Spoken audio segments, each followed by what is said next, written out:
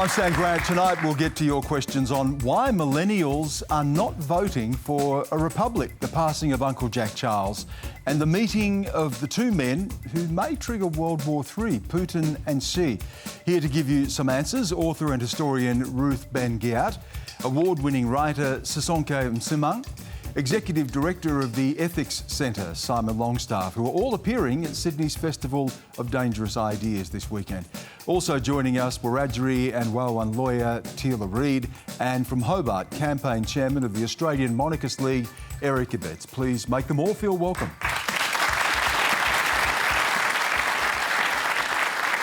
In the wake of the Queen's death, we've seen a lot of people's protests effectively silenced, whether it be by the police in the United Kingdom, or in the case of Caitlin Moran's Instagram post, by the NRL. When did we decide that lèse majesty laws were okay in a modern democracy like Australia? Ross, thank you for that question. And for those who are not fully aware, Caitlin Moran, of course, who plays for the NRLW, and I apologise for those who may be offended at the language that she used. She described the Queen in her post as a dumb dog. Simon, should someone be suspended from playing sport because of that? No, not for that.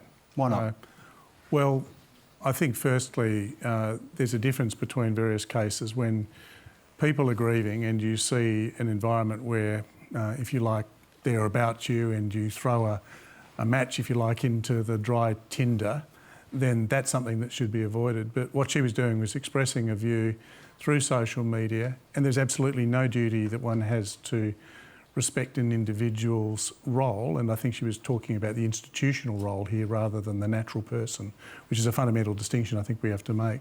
So I think it was very unfortunate that she was punished, as she has been, for simply expressing an opinion about the Queen. Sisonke. Yeah, I completely agree. I think we have to recognise that it's actually political speech, and to insist on taking her words too literally is a sort of pretense. It is pretending a certain innocence about why it might be that someone would use such language to describe the Queen. So it's definitely political speech, and therefore it should be protected, and I think it's absolutely shameful that they've come down on her like this. And it speaks to a double standard.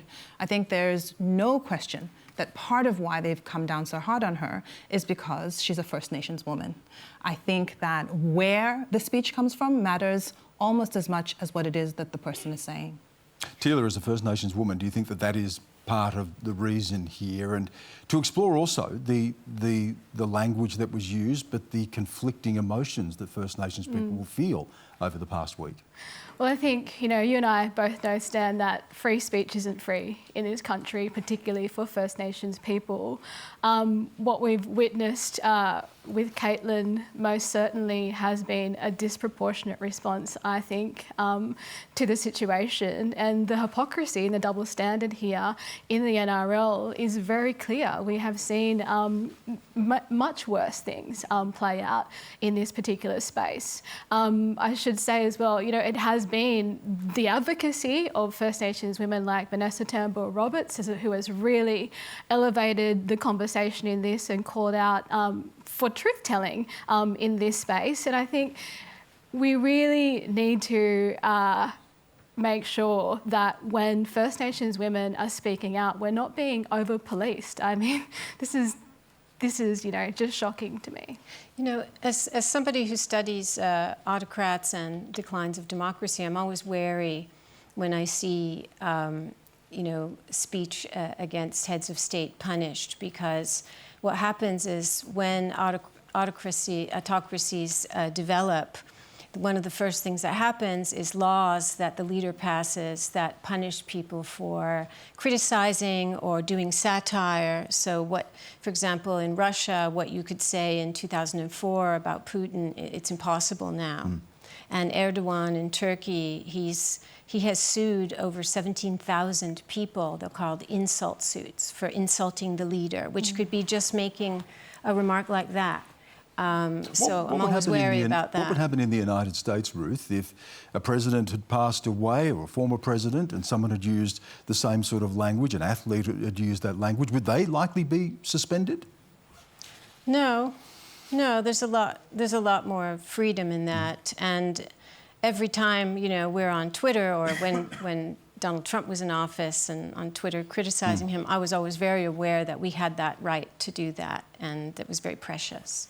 Eric Abetz, it's not just this particular case. There was the case in Scotland. Police charged 2 people, one of them who had heckled Prince Andrew during a procession of the Queen's coffin. Is this heavy-handed to be suspending an Indigenous athlete for what she may say, for arresting people who are heckling? What concerns me about the comments by the panel is that none of them have been able to bring themselves to say that it was in poor taste, it was obnoxious, it was completely out of step with the public sentiment. That said, I believe in free speech, and obnoxious and distasteful as it was, it should be allowed to be said. But keeping in mind what certain people did to Israel Folau for exercising his free speech, I would just like the same standard to have been applied, and in my view, the same standard has been applied to both of them, but incorrectly so. So there shouldn't have been a suspension in this case, in your view? No. What does the representation and reaction to the death of the Queen mean for Australia's identity? Simon. Say that again, so I understand. What does the representation of and reaction to the death of the Queen mean for Australia's identity? Well, I think it very much goes into the matter we were just discussing, in that Australian identity, I think, ought to be grounded very much, as Teela was saying, in something which is unambiguously our own. We are a wonderfully diverse nation. There's huge strength in that, but there's only one thing that actually is capable of uniting us, particularly in a world, a geopolitical environment where people would seek to split us as a divide and conquer. And that one thing is the country, and the only people... The land itself. The land itself, the land, and our relationship to it. And in my view, there's only one group of people, those who have had stewardship of that land for those many tens of thousands of years, who can provide us with a model about how to relate to it in an authentic way. And it just deeply saddens me that we have turned our back for over 200 years on the generous offer that was there to be welcomed if only we'd asked. But we never asked. It's interesting, Jodie. I think you really sort of came to this idea of our national identity while doing a very Australian thing, watching the football on the weekend. How did that experience affect you? Yeah, I was watching the AFL last Friday, and for those who saw it, it started with a welcome to country, followed by a minute's silence for the Queen, followed by a rendition of God Save the King, and directly followed by the national anthem. And my jaw kind of dropped because the Crown represents the colonisation of the very country that we were being welcomed to, and it just was, so confronting for me. Yeah. Can I just say something a bit more about this? And I mentioned at the beginning the need to separate a couple of things, which I think have been confused. There's the life of the woman Elizabeth Windsor, and who she was and how she related to individuals. And there is the separate life of the British Crown or the Australian Crown, which is something that exists in perpetuity, which never dies, which transfers. And I'm very respectful of the way that people might want to grieve for the woman, the mother, the person who gave so selflessly for so long. But I also think that we have to respect, and Sisonke mentioned this, the absolutely visceral grief for people who have been mistreated by the Crown, that institution. And if you say that people should be allowed to grieve for the one, you must allow grief for the other. And I think that's where, for us, I think we have to ask some questions, as you were saying, about the symbolism of those things coming together in a way. Are we able to separate those two things and have a mature conversation about who we want to be as a people and the institutional arrangements that we want to make? And going back to the earlier discussion, Eric's right that perhaps at the moment there is a majority of people who do vote for the monarchy, for stability. The truth of it is, I think most Australians probably do want to be a republic. It's only we could agree about what kind of republic it is. Hold that thought, because we are going to come to that. Yeah, I think it feels like there is an incredible opportunity to think creatively and imaginatively and together about what it might look like to take our cue from those who have the moral authority in this country. If there is a people who have a moral authority that is granted by history, it is Indigenous people. And so imagine looking to Uluru rather than to London to take our cue. Eric, how would you feel if you were an Aboriginal person, an Indigenous person at this moment? I would adopt the words of Neville Bonner, the first Indigenous Australian to sit in the Australian Parliament. I would adopt the view of other Indigenous people, and with respect to the panel, as I said before, there are very strong constitutional monarchists in our Indigenous community who do not share the views expressed by elements of the panel this evening, and to suggest that our Indigenous community are cookie-cutter replicas of each other with all having a similar view is to do them a disservice and to misrepresent them. It's like the rest of the community, there are differing views, and to say the colonisation and some of, or many of the, all of the issues relating to Australia being a colony should be laid at the feet of the Crown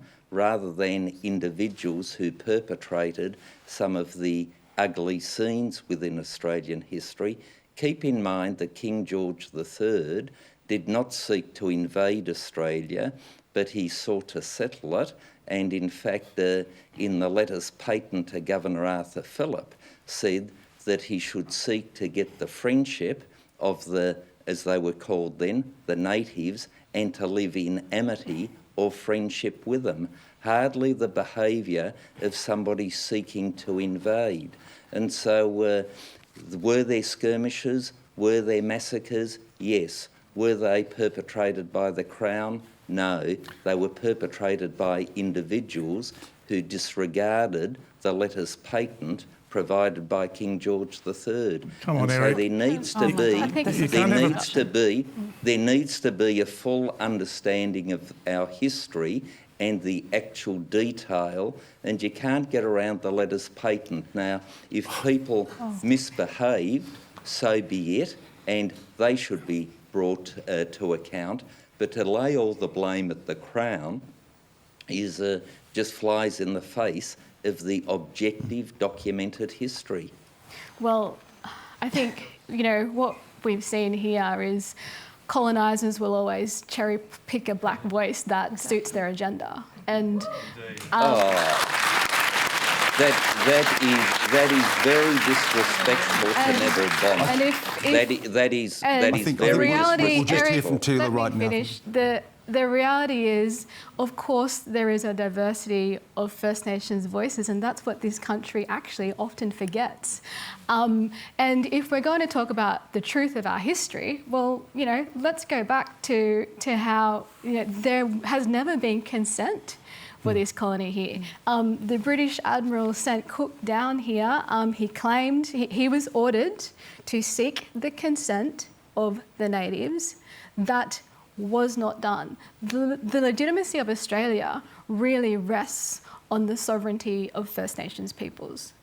As a consequence of now, monarch who was clearly well loved as a person, but as a result of that, I think the frustration is this, that it's not lost on us how many times the Queen met with First Nations. There were many demands in relation to resolving our nation's unfinished business. We're now left with still not really a resolution about that. And I think consequences flow from the fact that there still has not been consent here on this soil. And that means, when it comes to truth-telling, reparations, compensation, and not only that, that these things aren't divisive at all. Bringing the country along on these quite difficult conversations, when it comes to truth-telling, these are going to be really difficult conversations, and I think we need to be prepared to look at both sides of that story and bring that narrative together. Because when we have those yarns, I think we're able to be much better off. Yeah, look, I just want to, Eric, we all know that if Arthur Phillip had been told to go away, by the people who were there. He would not have gone away. Whatever else was said in the letters patent, that's the simple truth of it. And we also know that you can't have it both ways around the monarchy. The monarchy is, as an institution, I'm not talking about the individuals like George or Elizabeth or Charles. I'm talking about the institution. We ascribe to it ultimate responsibility as the monarch. That is what it means to be the monarch. And you can't say, oh, well, they're responsible for all the good bits that were done and not all the bad bits. And that's not about denouncing or being disrespectful to particular individuals. It's just about, at last, hopefully, speaking the truth about what happened. And that was that Europeans turned up, they called it settlement, but basically they were here to stay and they weren't going to go away if they were asked to leave. So, Sisonke, is it possible, Simon had made this point earlier, that you can separate the individual and the institution? Can you do that?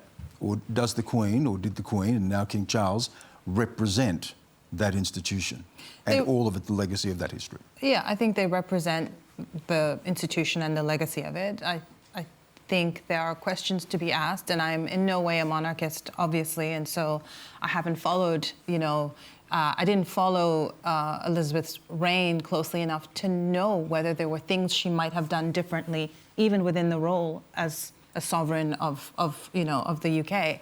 So I do think there are some questions to be asked about whether she might have done a better, more reformist job within the constraints of what she was allowed to do. Those are questions I can answer, but certainly in terms of your question, I think they are distinct. They are distinct things, and there's an institution, and it represents something awful and terrible, and the pattern is the same all over the world.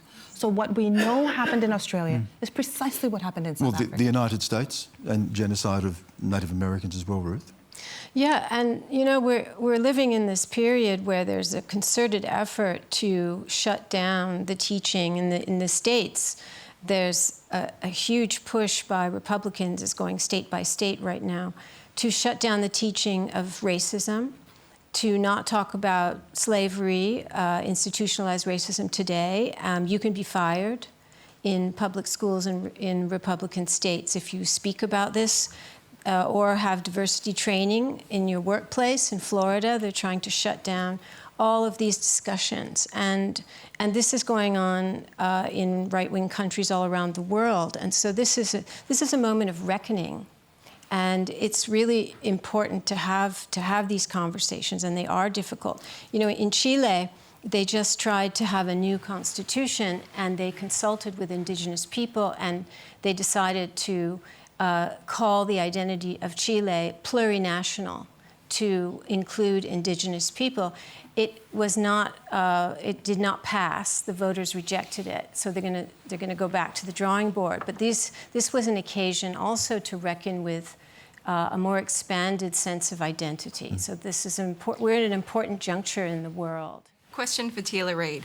Uncle Jack Charles described the ability to express his truth as big, black, bold, and brilliant. How can we, as a nation, continue, as Uncle Jack said, to be a serial pest in the business of truth-telling?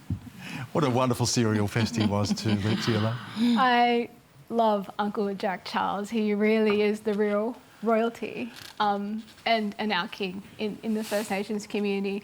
I must admit, it's been heavy processing, particularly this week, the loss of Uncle Jack, but he really was our greatest storyteller and truth teller, and he had that amazing production, Jack Charles versus The Crown.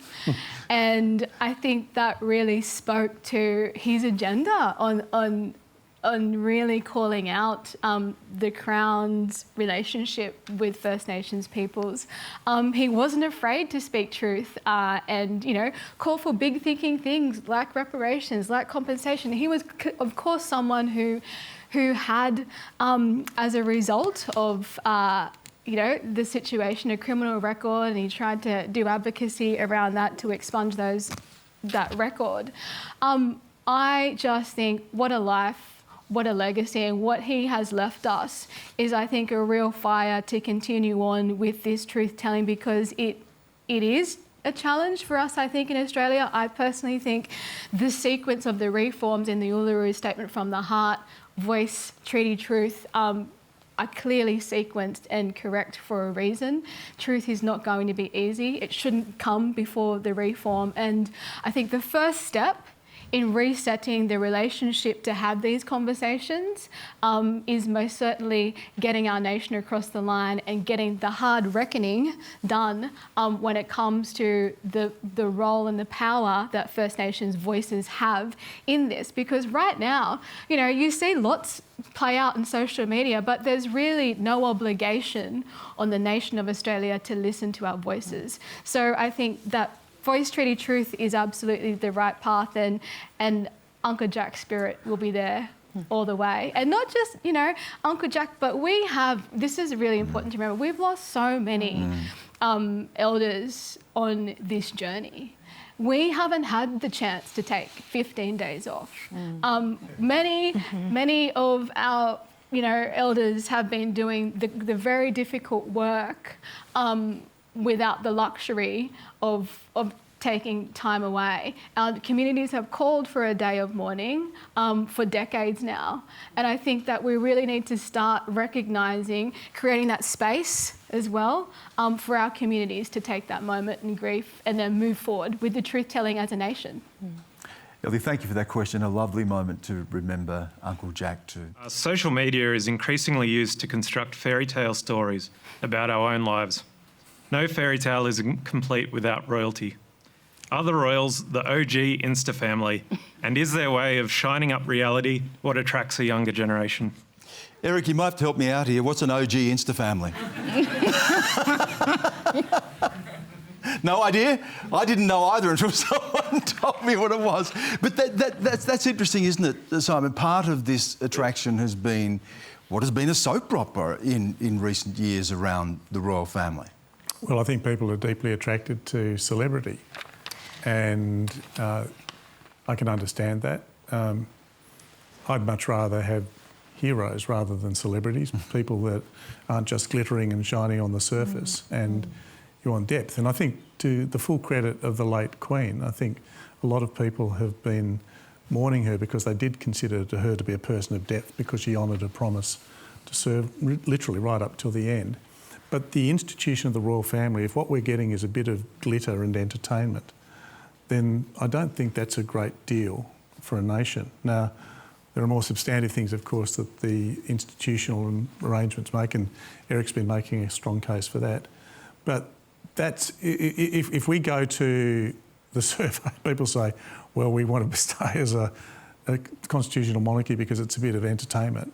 That's a very shallow basis for arranging a country. Well, I suspect that's not the reason why people are wanting a constitutional monarchy. They see the system, they see its stability, they see its certainty, and that is what they are supporting. And King Charles, in his Ascension speech, told the people of Australia that he would be following in the footsteps of his mother in relation to being a monarch of service. I have to say, if people are looking for entertainment, I don't know if the Royals are the ones to go to. The Royal Family official account, Instagram apparently, is 12.9 million followers. Kate and William, 14.4, and Harry, Meghan, 9.6. But listen to this. The Kardashians have 327 million. Absolutely. We could have the Kardashians as the royal family. That's the OG. That's the OG Insta-family. It's the Kardashians. Absolutely. Absolutely. But you know... that is the danger of a republic, that is what... That will get the Kardashians. Okay. But the Queen, you know, the Queen was a kind of anti-celebrity. Yeah. And part of the appeal was the sameness. The corgis.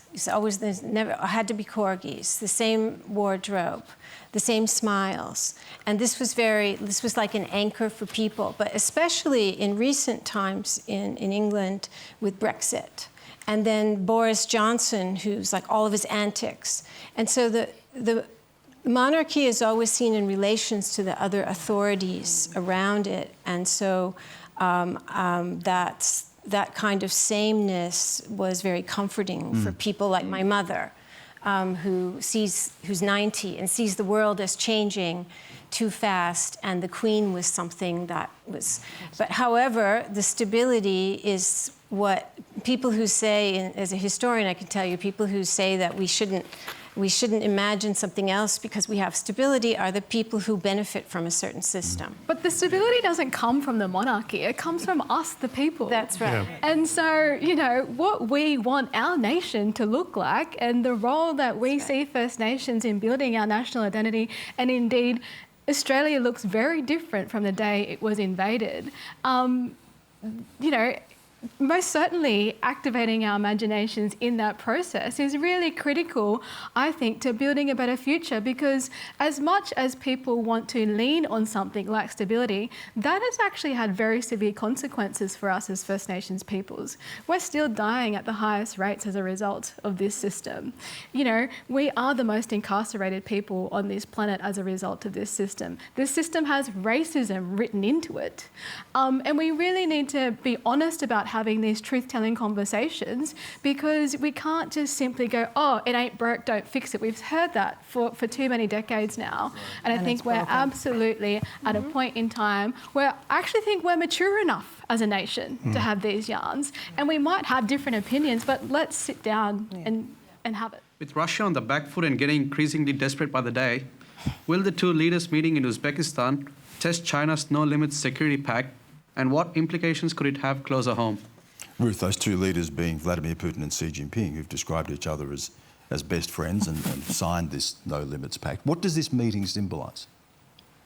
It's a very interesting moment because the rapprochement of these two leaders allowed Putin, to make his move, right? Because in 2021 they started having these joint proclamations, and the commonality was to, take down America and have a new kind of understanding of a new international network. And it's very dramatic because, of course, the war did not go as Vladimir Putin planned, and it's actually a classic case of autocratic backfire. He started this war in a situation of isolation and hubris. He didn't consult with his military, didn't consult with the experts in economy and sanctions. And it's revealed to the world the hollowness of autocracy. The military is ravaged by corruption. What about that particular relationship and the strengths of those bonds? Are we seeing a new axis here being formed between China and Russia? Although they're very different, and they've had their own tensions in the past, and they're very different figures. Yeah. Vladimir Putin seems to be attracted to chaos, and Xi Jinping fears what chaos could bring. What is the future of that? Yeah, I think that there was this idea that they could partner against this common enemy of America. And I think that the advent of Biden and the very, very strong democracy posture of America, that Nancy Pelosi went to Taiwan, that's a really big deal. After the relative ease they had in the Trump years brought them together. But autocrats are 100% transactional beings. And so they're best friends until they're not best friends. Oh yes, it's always been like that, right?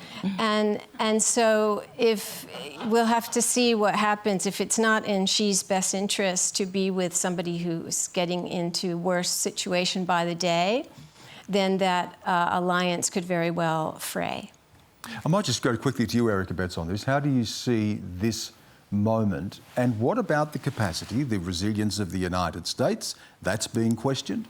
It's pulled out of Afghanistan recently, and that's being questioned, as whether it has the ability to meet this challenge, and a role of a country like Australia. Just quickly. It reminds me of the Hitler-Stalin pact that was entered into, completely transactional. Non-aggression pact. And then when it didn't suit, of course, Hitler then went back on it, so it doesn't mean much. The coming together, however, is not only anti-American, it is anti-Western. It is anti the democracies, and that is why Nancy Pelosi's visit to Taiwan was so very important, and why it's so important for all the freedom-loving countries of the world to get behind Ukraine, to get behind Taiwan, and let these, for all intents and purposes, dictators know that those of us that love freedom will stick together and work and, if need be, fight for those freedoms to be maintained. That's all we have time for tonight. Thanks again to our panel, Ruth Ben-Ghiat, Sisonke Msimang, Simon Longstaff, Teela Reid and Eric Abetz in Hobart. Please thank them.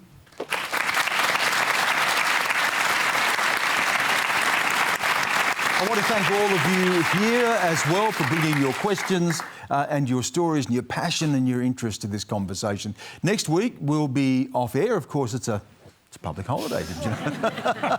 Even journalists sometimes get them. We'll be back on Thursday, September 29 here in Sydney. Do head to our website. You can register to be in the audience. The details you'll see there on your screen. Until then, have a good night. Thank you.